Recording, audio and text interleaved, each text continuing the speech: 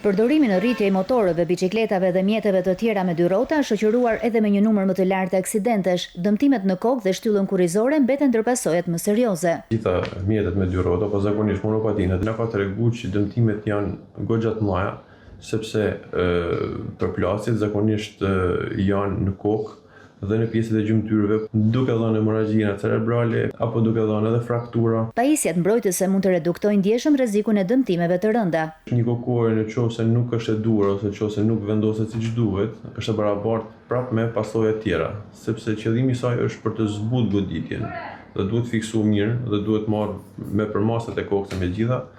Natyrisht edhe masa mbrojtëse edhe për pjesë e artikulacioneve që janë shumë lehtësisht të dëmtueshme.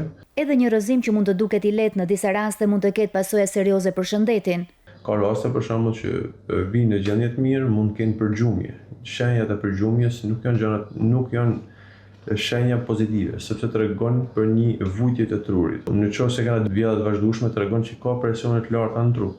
Po ashtu mund të jenë ndonjë mpirje në gjymtyre apo vështirësi në lëvizje që tregon për fraktura, të cilat dëmtojnë palcen apo dëmtojnë nervin dhe japin pastaj këtë lloj pasojesh.